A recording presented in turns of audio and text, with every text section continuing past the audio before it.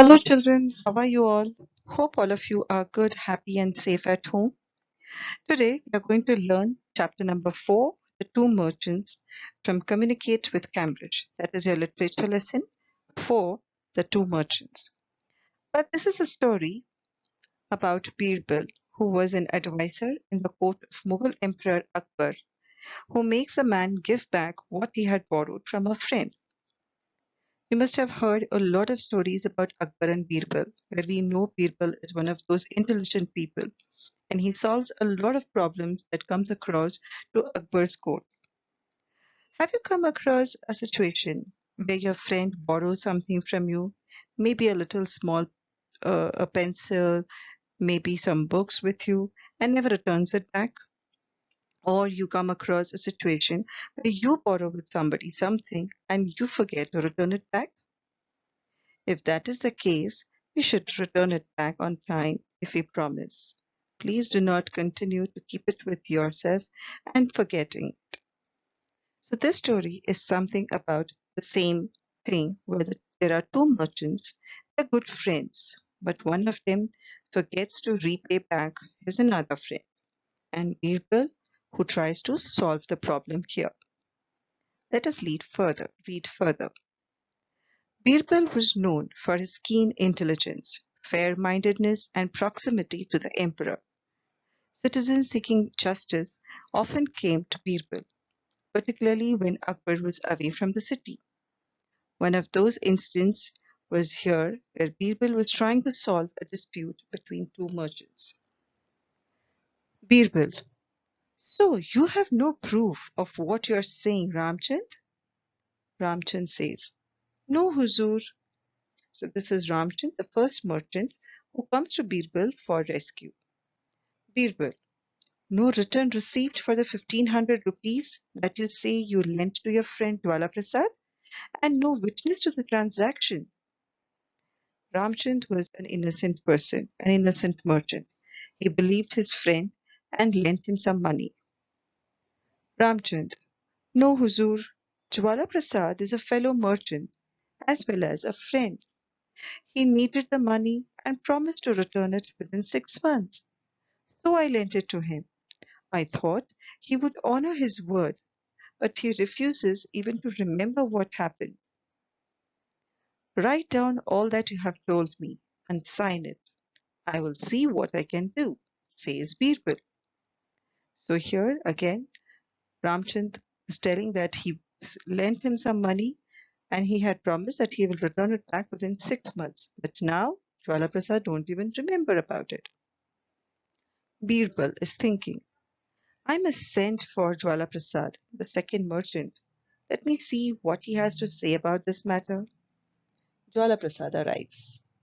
Raja Sahib, I am deeply honored and grateful for the summons. How may I be of service to your lordship? So he tries to be very modest, Jwala Prasad. He tries to be very innocent and comes to the courtyard of Birbal. Birbal, read this. Jwala Prasad, all lies, your lordship, all lies.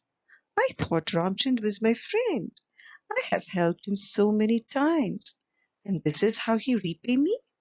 I know his shop is not doing well, but this is not the way. Birbal, so you deny that Ramchand lent you 1500 rupees, which you promised to return within 6 months. Jwala Prasad replies, I absolutely deny it, Your Honor, and surely he would have taken a receipt from me if he had lent me such a large sum. Why does he not produce that receipt? So he's trying to be very smart, Jwala Prasad. He's proving himself to be right.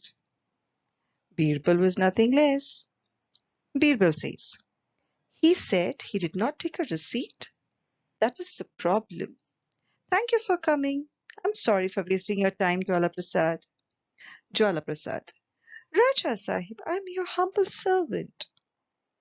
After a few days, Birbal is saying to his servants, you remember Ramchand and Jwala Prasad?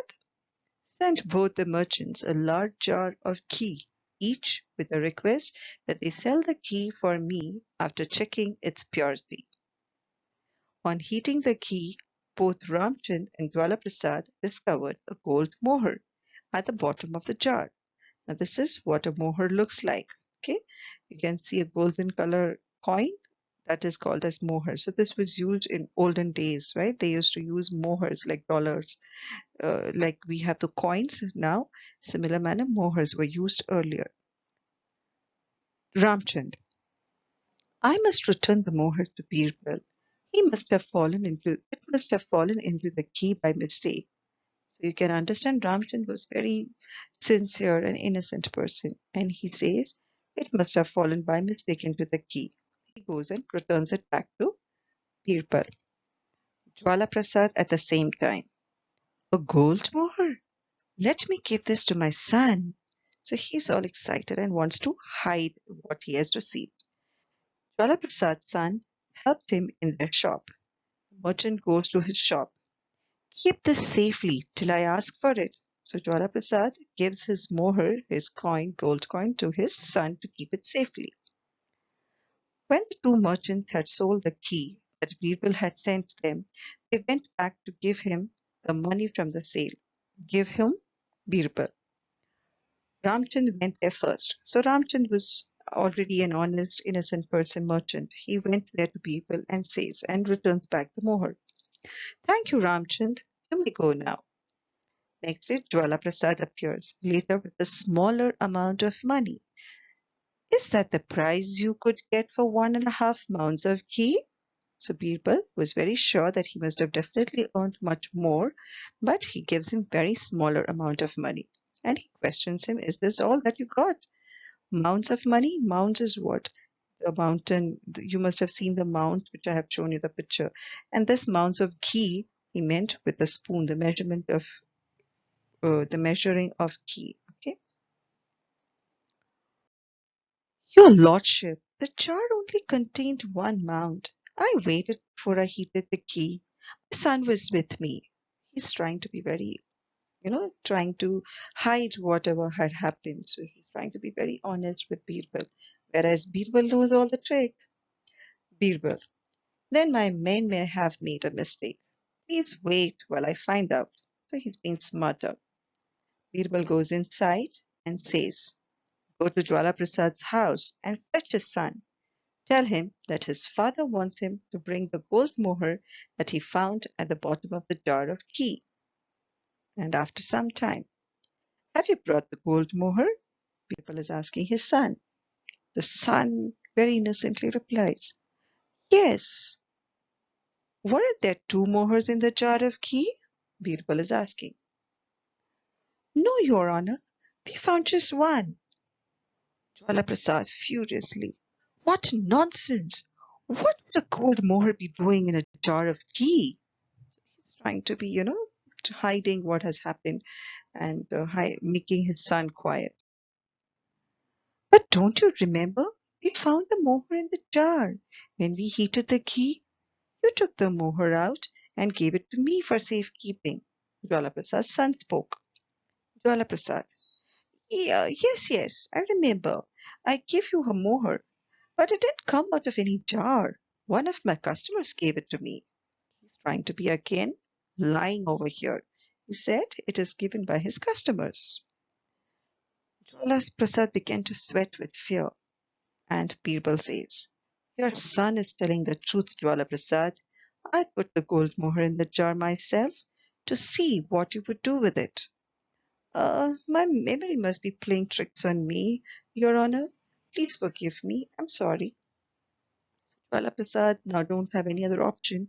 He was still trying to save himself without accepting the fact, and he fumbles. Jwala Prasad turned to his son. Give the gold moher to his lordship at once. How can we keep what doesn't belong to us? He's being very angry on his son. Birbal, and when do you propose to return the 1,500 rupees you borrowed from your friend Ramchand? So there he was. Jwala Prasad shouts at his son, be quiet. But at the same time, Birbal stops him and says, don't rebuke your son. He is an honest lad and he will make a better merchant than you. Now follow his example and tell me the truth. Jwala Prasad. Now there is no way out. I must confess. Please forgive me, Your Honor. I lied to you. So he actually accepts. Finally, he accepts his mistake and says, yes, he did a mistake. Birbal, you must give Ram Prasad, Ramchand, double the amount that you have borrowed from him. So now what? He has to repay it double than what he had already borrowed from Ramchand. Jwala Prasad returned the money to Ramchand and asked for forgiveness. So finally, he returns the money.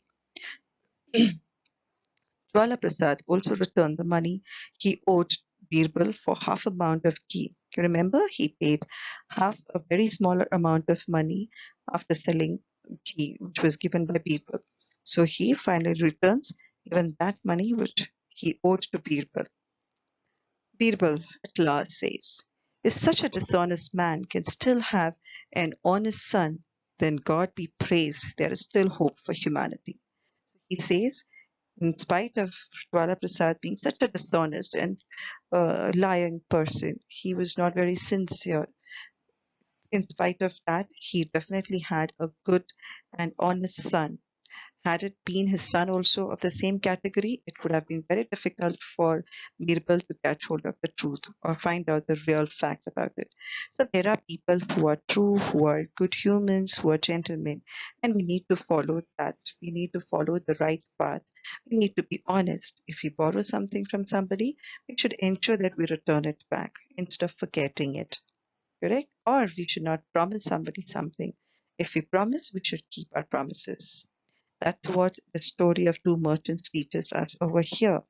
Being good friends, do not take the advantage of your friend.